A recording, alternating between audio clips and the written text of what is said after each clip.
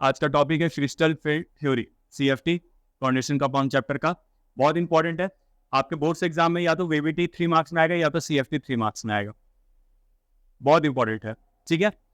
तो जो सबसे पहले क्रिस्टल फील्ड थ्योरी स्टार्ट करने से पहले जो सबसे पहला चीज है वो आप लोग डी ऑर्बिटल के बारे में पढ़ते हैं। इसमें डी ऑर्बिटल से थोड़ा नॉलेज होना चाहिए, तभी CFT आपको समझ में आएगा। तो अगर हम डी ऑर्बिटल्स का बात करें, थोड़ा क्लास 11th झांकिए और बताइए कि डी ऑर्बिटल्स में टोटल कितने ऑर्बिटल्स होते थे? 5। कितने? 5। आंसर दो। 5। 5। पांचों ऑर्बिटल्स का नाम बताओ। पांचों ऑर्बिटल्स का नाम बताओ जल्दी।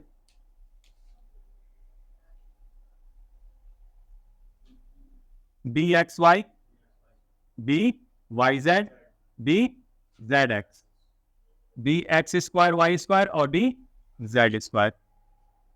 ठीक है, यही था। एक सेकंड, थोड़ा बड़ा बना देते हैं, ज्यादा अच्छे से क्लियर होगा।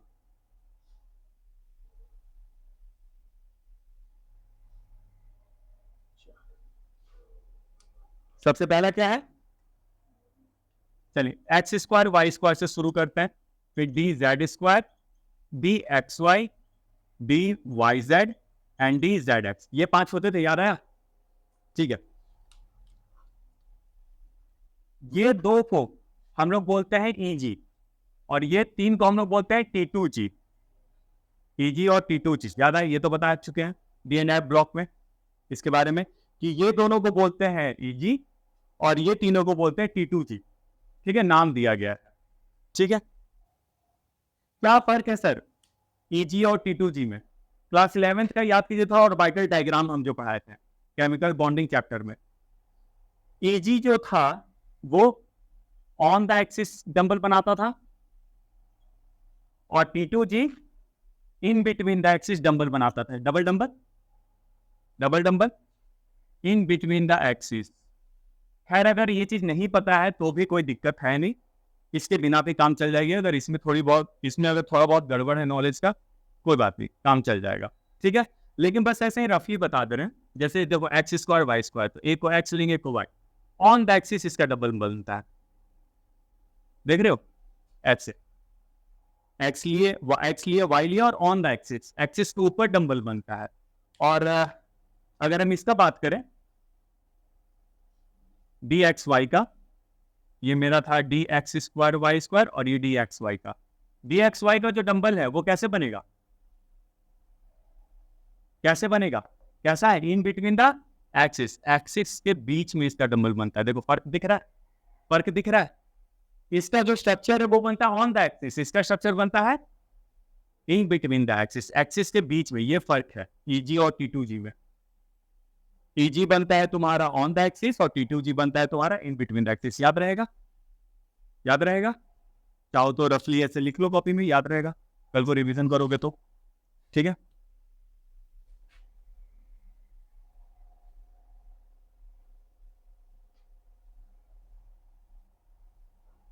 अब जब ये है मान लो सेंट्रल, ये है सेंट्रल मेटल, जो कि सेंट्रल मेटल जो होता है डी ब्लॉक का, ये उसका ऑर्बिटल्स है।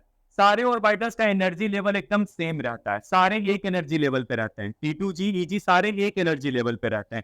इसको हम लोग बोलते हैं जब सारा एनर्जी लेवल एकदम सेम है सबका, इसका इसका इसका इसका इसका सारा का जब एनर्जी लेवल बिल्कुल सेम है, शांति से बैठा हुआ है सेंट्रल एटम, कोई रिएक्शन, कोई बॉन्ड कुछ नहीं बना रहा है, सेंट्रल मेटल शांति से बैठा हुआ है, तो उसको बोलते हैं डीजेनरेसी। हम बोलते हैं डीजेनरेसी मेंटेन्ड है। डीजेनरेसी मतलब एक तरह की स्टेबिलिटी, मतलब अभी इसका ऑर्बिटल्स कैसा है? स्टेबल है, स्टेबिलिटी मेंटेन है, हाँ या ना? तो लिखेंगे व्हेन लिगेंड्स अप्रोच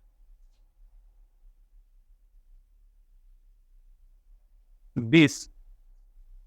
अच्छा, इसके पहले एक चीज, पहले डीजेनरेशन को लिखवा दे रहे हैं यहाँ पे। Here all orbitals have same level of energy।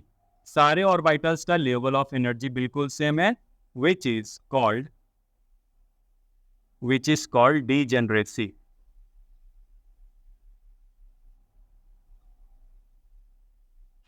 degeneracy degeneracy maintain है, शांति से बैठा हुआ है, कोई टेंशन वाली बात नहीं। अब इस पे बॉन्ड कौन बनाएगा, कौन अटैक करता है, ligand.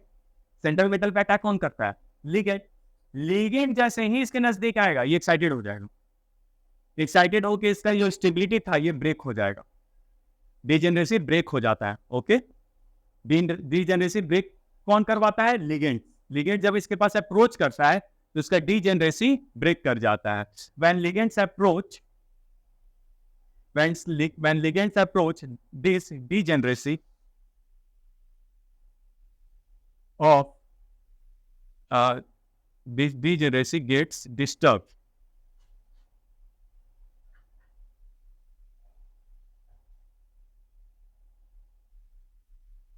And the pattern of splitting of orbitals,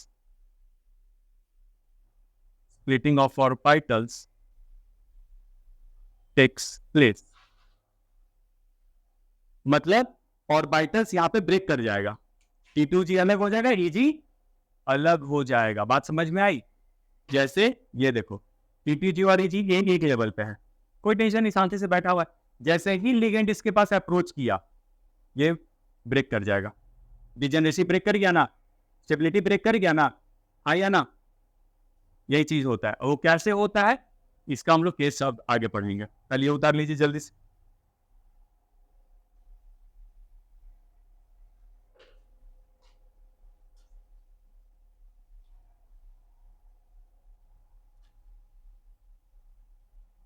चलिए मिटा दें।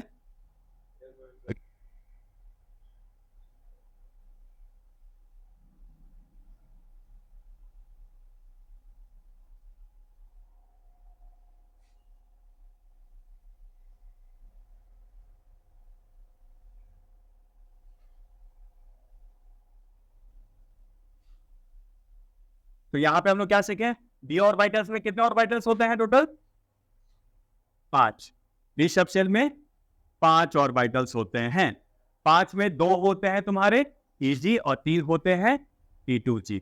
EG वाला ऑन द एक्सिस लाई करता है और T2G वाला इन बिटवीन द एक्सिस लाई करता है। यहां तक कोई डाउट, यहां तक कोई दिक्कत? जब सारा ऑर्बिटल्स का एनर्जी लेवल बिल्कुल सेम है तो उसको क्या बोलते हैं हम लोग, डीजेनरेसी। क्या बोलते हैं उसको, डीजेनरेसी। और जब जब लिगेंड अप्रोच करता है, जब लिगेंड आता है तो ये डीजेनरेसी क्या हो जाता है, बताओ जल्दी। जब लिगेंड अप्रोच करता है तो डीजेनरेसी क्या हो जाता है, डिस्टर्ब हो जाता है या ब्रेक कर जाता है, डीजेनरेसी मतलब स्टेबिलिटी ब्रेक कर गया ना, स्टेबिलिटी ब्रेक कर गया। अब इसका 2 केस पढ़ना है, crystal field theory in octahedral और crystal field theory in tetrahedral. तो सबसे पहले हम लोग पढ़ते हैं ऑक्टाहेड्रल। दोनों में इसको एक पूछेगा, दोनों कभी नहीं पूछता है आपके एग्जाम में। तो ये मिटा दे बच्चा, मिटा देना।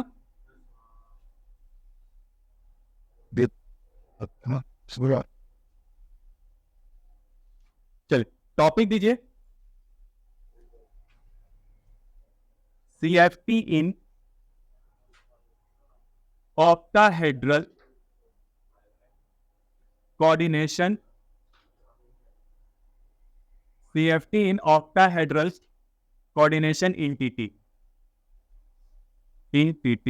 octahedral coordination entity। for जल्दी लिखेंगे, फास्ट coordination entity यहां पर रखेंगे। here the ligand attack, here the ligand attack on the axis, on the axis पे अटैक करेगा लिगेंड, ऑन द एक्सिस पे।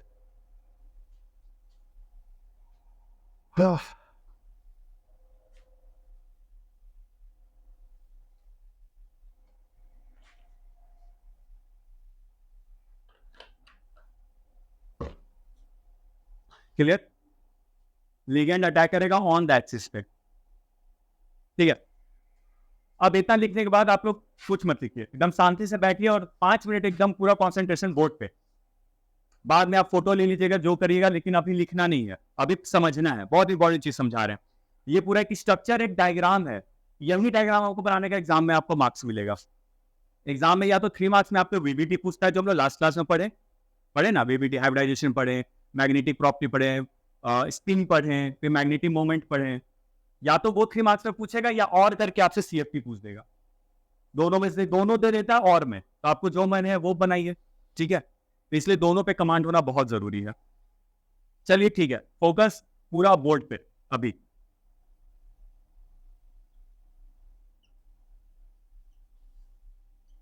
सर ये सेंट्रल एटम का डी ऑर्बिटल है।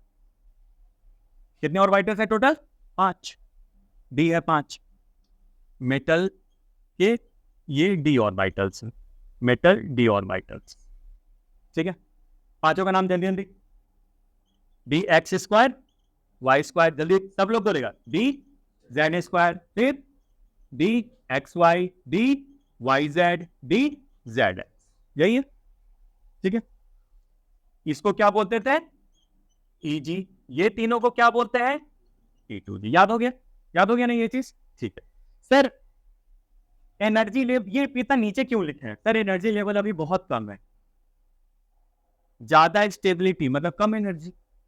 एक बच्चे में, एक छोटा बच्चा जिसे बहुत ज्यादा एनर्जी भरा हुआ है, वो कभी शांत बैठेगा? वो कभी स्टेबल होगा? तो ज्यादा एनर्जी मतलब कम स्टेबिलिटी, और कम एनर्जी मतलब ज्यादा स्टेबिलिटी। तो सर इसका एनर्जी लेवल एकदम, इसका स्टेबिलिटी बहुत ज्यादा है, तो मतलब एनर्जी लेवल कम है, इसलिए इतना नीचे है इसका एनर्जी लेवल। जैसे जैसे ऊपर जाएंगे एनर्जी लेवल बढ़ते जाएगा, जैसे जैसे ऊपर जाएगा एनर्जी लेवल बढ़ते जाएगा। एनर्जी लेवल, यहां तक कोई दिक्कत? अभी एनर्जी लेवल पूरा कम है। सर ठीक है, शांति से बैठा हुआ था, इसको डिस्टर्ब कौन किया? लिगेंड। सेंट्रल मेटल शांति से बैठा हुआ था, जैसे ही लिगेंड इसके नजदीक आता है, जैसे ही लिगेंड इसके नजदीक आएगा, ये थोड़ा एक्साइटेड हो जाएगा बॉन्ड बनाने के लिए, एक्साइटेड स्टेट में चला जाएगा ना। जैसे ही लिगेंड इसके नजदीक आएगा, ये एक्साइटेड हो जाएगा बॉन्ड बनाने के लिए, इसका एनर्जी लेवल हल्का बटेगा। फिर लिगेंड जब पूरी तरह से अटैक कर देगा, तो इसका डीजेनरेसी ब्रेक कर जाएगा। डीजेनरेसी बोले तो स्टेबिलिटी, स्टेबिलिटी इसका ब्रेक कर जाएगा, E2G अलग हो जाएगा और EG अलग हो जाएगा। कहानी समझ में आया? कहानी समझ में आया? तो इसको डिस्टर्ब कौन करेगा? लिगेंड। कौन करेगा? लिगेंड, ठीक है। चलिए, जैसे ही लिगेंड इसको आया, जैसे ही लिगेंड इसके नजदीक आया, इसका एनर्जी लेवल हल्का बढ़ गया, एनर्जी लेवल हल्का राइज कर गया। 1 2 3 4, एनर्जी लेवल इसका राइज कर गया। इसको हम लोग बोलते हैं average energy of the d orbitals in spherical crystal field। इसको हम लोग क्या बोलेंगे? Average energy of the D orbital in spherical crystal field. जैसे ही लिगेंड नजदीक आया, इसका एनर्जी लेवल हल्का राइज कर गया। कोई दिक्कत? ठीक है सर। अब लिगेंड और नजदीक आया, अब क्या होगा?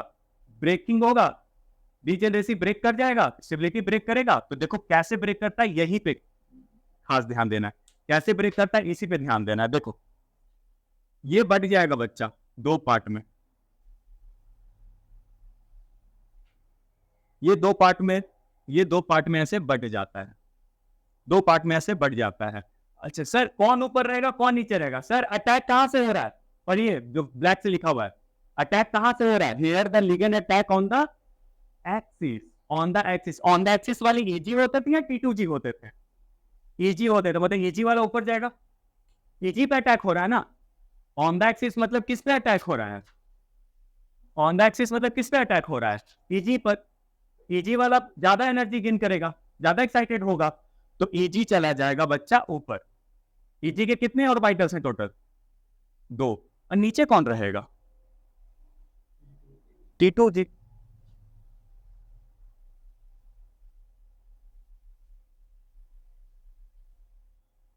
बटिया ना, देखो बटिया ना, ब्रेक हो गया ना। जैसे ही लिगेंड इसके, देखो फोकस, जैसे ही लिगेंड यहां इसके नजदीक आया, ये ब्रेक कर गया, डी ऑर्बिटल ब्रेक कर गया। EG अलग, T2G अलग, ठीक है, ये ब्रेक कर गया, ठीक है। तो सर कह सकते हैं d x square y square और डी जेड स्क्वायर ऊपर चला गया, नीचे क्या क्या रह गया जल्दी बोलो? D x y, d y z और d z x. Sir e g set ऊपर चला गया और P2G सेट नीचे रह गया, हाँ या ना? हाँ या ना? Pg सेट ऊपर चला गया, P2G सेट नीचे रह गया। यहां तक अभी कोई डाउट है तो पूछो। जब लिगेंड नजदीक आया तो थोड़ा एक्साइटेड हुआ, जब लिगेंड पूरी तरह से अटैक कर गया तो ये बट गया दो में, ठीक है, ये दो में बट गया सर, ठीक है। क्यों सर? क्योंकि अटैक कहां से हो रहा था? ऑन द एक्सिस से। और ये क्या, ये कहां मेंटेन रहता है? In between the axis, in between the axis, ठीक है। सर यहां पे हो क्या रहा है? यहां पर आखिर हुआ क्या? स्प्लिटिंग ऑफ डी ऑर्बिटल हो गया। ये स्टेबल था, यहां पे एवरेज एनर्जी मेंटेन हुआ, यहां पे स्प्लिट हो गया, तो इसको हम लोग क्या बोलेंगे?